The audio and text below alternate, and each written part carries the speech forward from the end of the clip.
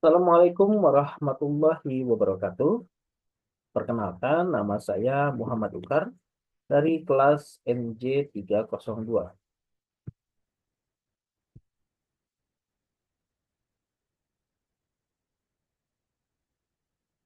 Oke, saat ini saya ingin eh, membahas mengenai tugas ujian akhir semester pada mata kuliah manajemen risiko. Berikut PPT yang berjudul Penerapan Manajemen Risiko di Bank Umum menurut Otoritas Jasa Keuangan atau OJK. Baik, Pasal 25 Peraturan Otoritas Jasa Keuangan Nomor 44 garis miring POJK titik 05 garis miring 2020 tentang penerapan manajemen risiko bagi lembaga atau jasa keuangan non-bank mengatur lebih lanjut mengenai penerapan manajemen risiko, struktur organisasi dan komite manajemen risiko, struktur organisasi, fungsi manajemen risiko, hubungan bisnis dan operasional dengan fungsi manajemen risiko, pengelolaan risiko, pengembangan atau pelunasan kegiatan usaha bagi perusahaan asuransi syariah, perusahaan reasuransi dan perusahaan reasuransi syariah dalam surat edaran otoritas jasa keuangan. Lalu ada 4 proses manajemen risiko, yaitu pertama identifikasi, yang kedua pengukuran risiko, yang ketiga pemantauan risiko, dan terakhir adalah pengendalian risiko. Yang pertama adalah identifikasi risiko, analisis karakteristik risiko dan risiko produk.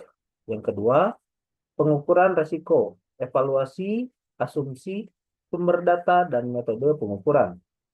Yang ketiga, pemantauan risiko, evaluasi eksposur risiko, dan pelaporan berkala. Yang terakhir yaitu pengendalian risiko, implementasi ALMA atau Asset dan Liabilities Management untuk risiko suku bunga, nilai tukar, dan likuiditas. Lalu, bank diwajibkan menerapkan manajemen risiko secara baik individual maupun konsolidasi dengan perusahaan. Pengawasan aktif oleh direksi dan dewan direksi komisaris. Lalu ada kebijakan prosedur dan batasan risiko.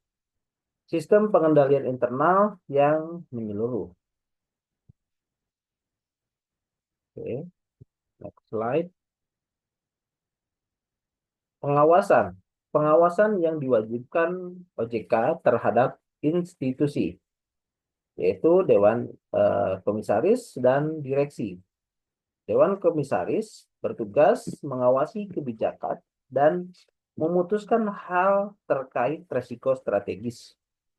Lalu direksi bertanggung jawab atas kebijakan dan pelaksanaan manajemen risiko. Oke,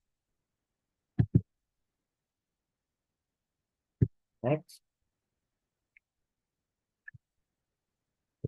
Pelaksanaan pengawasan aktif direksi, yaitu diantaranya adalah kewenangan dan tanggung jawab direksi memastikan penerapan manajemen risiko telah efektif sesuai dengan karakteristik, kompleksitas, dan profil risiko perusahaan. Lalu, bertanggung jawab atas pelaksanaan kebijakan manajemen risiko dan eksposur risiko yang diambil oleh perusahaan secara keseluruhan. Mengevaluasi dan memutuskan transaksi dan limit risiko yang memerlukan persetujuan direksi. Lalu, mengembangkan budaya manajemen risiko pada seluruh jenjang organisasi. Memastikan peningkatan kompetensi sumber daya manusia terkait dengan manajemen risiko. Memastikan bahwa fungsi manajemen risiko telah beroperasi secara independen. Dan yang terakhir, melaksanakan kaji ulang secara berkala.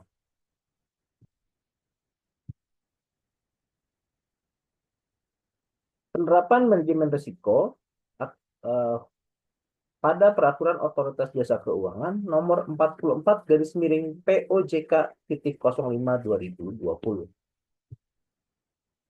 4 pilar manajemen risiko menurut OJK. Yang pertama adalah pengawasan aktif direksi, Dewan Komisaris, dan Dewan Pengawas Syariah. Yang kedua, kecukupan kebijakan prosedur manajemen risiko serta penetapan limit risiko.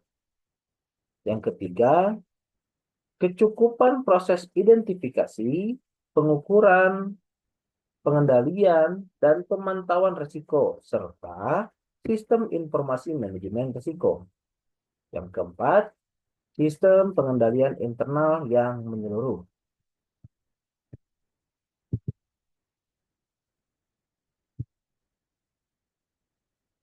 Lalu pengawasan aktif dan 7 wewenang dan tanggung jawab direksi. Pertama, direksi harus memahami dengan baik jenis dan tingkat risiko yang melekat inherent risk pada kegiatan usaha perusahaan. Yang kedua, memastikan struktur organisasi yang memadai untuk mendukung penerapan manajemen risiko yang efektif. Lanjut, memberikan arahan yang jelas dalam penerapan manajemen risiko. Lalu yang keempat, menetapkan tugas dan tanggung jawab yang jelas dalam penerapan manajemen risiko pada masing-masing fungsi. Yang kelima, tugas direksi melakukan pengawasan dan mitigasi risiko secara aktif. Yang ketujuh, tugas direksi yang keenam, memastikan kecukupan kuantitas dan kualitas sumber daya manusia untuk mendukung penerapan manajemen risiko secara efektif. Dan yang terakhir, tugas direksi adalah mengembangkan budaya manajemen risiko di perusahaan. 3 wewenang dan tanggung jawab Dewan Komisaris. Pertama adalah Dewan Komisaris menyetujui dan mengevaluasi kebijakan manajemen risiko yang disusun oleh direksi. Yang kedua, Dewan Direksi mengevaluasi pertanggungjawaban direksi paling sedikit 1 kali dalam 6 bulan dan memberikan arahan perbaikan atas pelaksanaan kebijakan manajemen risiko secara berkala.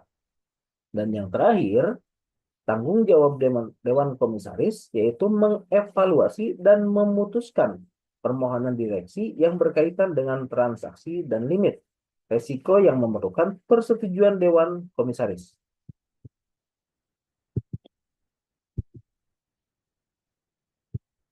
Oke.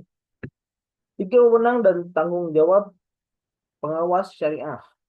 Yang pertama, pengawas syariah bertanggung jawab dan memiliki wewenang yaitu mengevaluasi kebijakan manajemen risiko yang terkait dengan pemenuhan prinsip syariah paling sedikit 1 kali dalam 1 tahun. Yang kedua, mengevaluasi pertanggungjawaban direksi atas pelaksanaan kebijakan manajemen risiko yang terkait dengan pemenuhan prinsip syariah paling sedikit 1 kali dalam 6 bulan.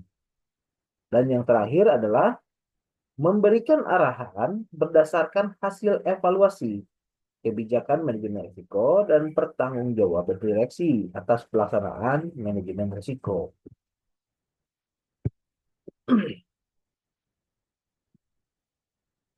Oke. Istilah risiko atau risk. Ada 3 istilah, yaitu inherent risk, risk appetite, dan risk tolerance.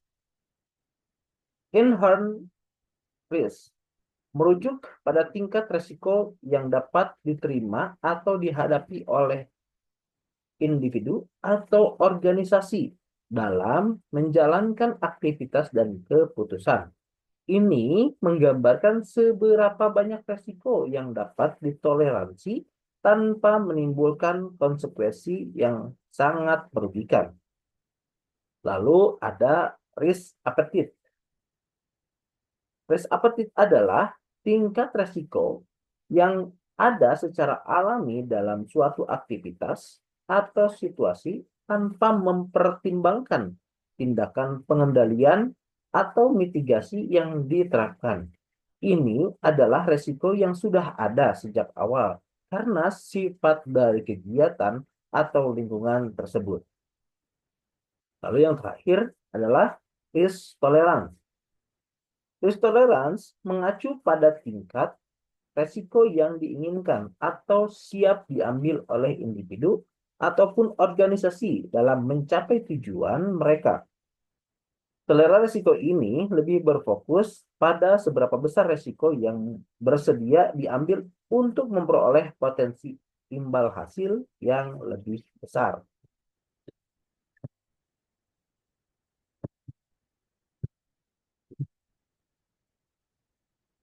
Pada pasal 8 mengenai kebijakan manajemen risiko. Penetapan risiko yang terkait dengan produk dan transaksi perbankan. Kedua, penetapan penggunaan metode pengukuran dan sistem informasi manajemen risiko. Yang ketiga, penentuan limit dan penetapan toleransi risiko. Yang keempat, penetapan penilaian peringkat risiko. Yang kelima, penyusunan rencana darurat atau contingency plan dalam kondisi terburuk atau worst case scenario. Penetapan sistem pengendalian intern dalam penerapan manajemen risiko. Limit risiko pada pasal 9. Limit risiko pada pasal yang dimaksud pada ayat 1 yaitu berkaitan mengenai A. Akuntabilitas dan jenjang delegasi wewenang yang jelas. B. Pelaksanaan kaji ulang terhadap prosedur manajemen risiko dan penetapan limit risiko secara berkala. C. Dokumentasi prosedur manajemen risiko dan penetapan limit risiko secara memadai.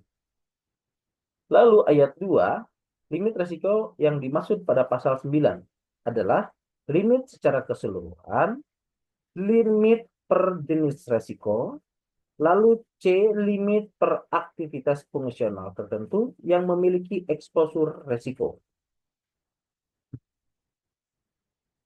Kesimpulan, dari surat edaran Otoritas Jasa Keuangan (SOJK) ini mengatur penerapan manajemen risiko yang diwajibkan dilakukan oleh perusahaan asuransi, reasuransi, dan entitas sejenis lainnya, termasuk yang berbasis syariah.